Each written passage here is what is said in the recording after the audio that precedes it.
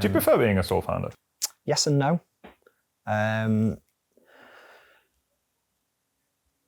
a risk taker because, well, I think it comes with the territory of having two businesses and, breaking away. And my family were all like worked in public sector and very safe. And I'm like the black sheep of the family, absolutely. But, I'm a risk taker.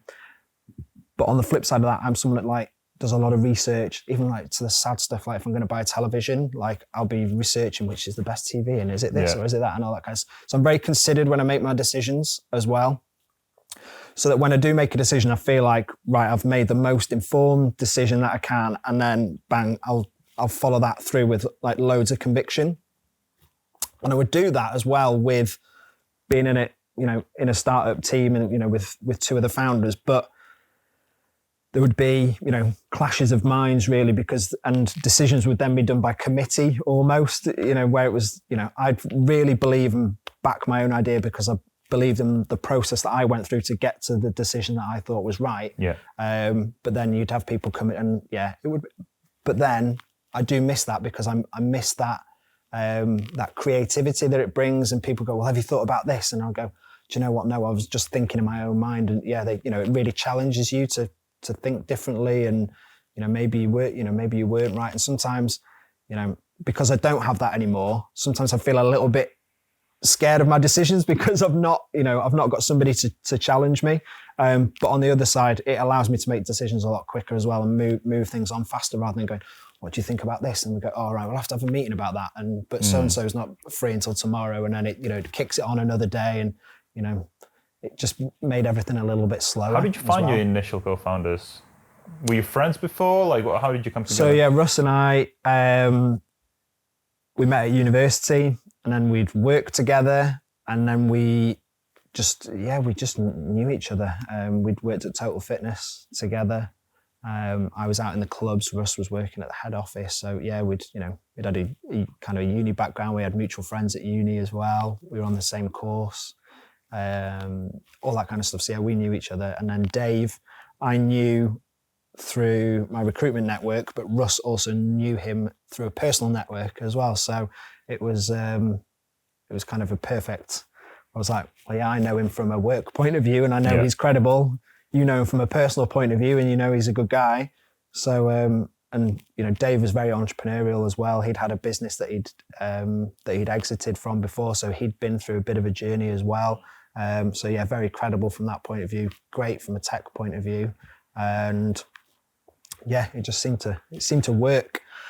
And then that sort of leads into what the other objections are now when talking to potential like angels or potential investors is that, now I don't have that team around the business. So, that was never an objection before. People go, I see the team, I understand why you do what you do. But, we were a well thought of and well kind of respected team.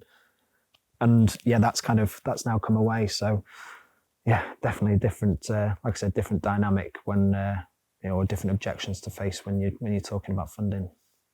But when you're talking about co-found, do you have many employees? So for Modulus, we have 3 employees and they're all like kind of associate directors within the business. Yeah. And then with Fitter, we're actually partnered with a business in Manchester called the Startup Factory. Oh, okay. Who have a tech team and they act as like the, a sort of a CTO as a service almost, if you like. So yeah, they would manage the, all the tech roadmap, manage the team. Yeah. And then, we ultimately, leverage that resource that they have within their business as well. Because I can't help but think that, say for you, Jonas, for example, if you had a co-founder, would you be as asking for your employees for input, and would that team dynamic be there if there were 1 or 2 of the co-founders and then the employees? Probably less. Yeah. For the exact reasons you just said, to have somebody you trust to bounce ideas off and to have some really tough conversations, to have somebody really challenge you. That's one of the biggest benefits of having a co-founder for me. And, being a sole founder, when I'm doing the hiring and recruiting of the team, that's something I take into consideration. Like, is that person kind of brave enough? Is that person kind of, going to be experimental enough to really get into my face and really challenge me? There's no real hierarchy in Orfi Active in that sense. Yes, the bullet stops with me, and the final decision will be mine. But until I get to that, everybody will be, even if it's not on the same page, we're going to have those tough conversations, and we'll know exactly why that decision was made. Yes, if I had a co-founder, probably those toughest decisions would be made behind closed doors. But at the same time, I can't help but think sometimes that that's an additional burden on employees, and that now might be something that an employee would want. So you have to be really careful and select with that, I think.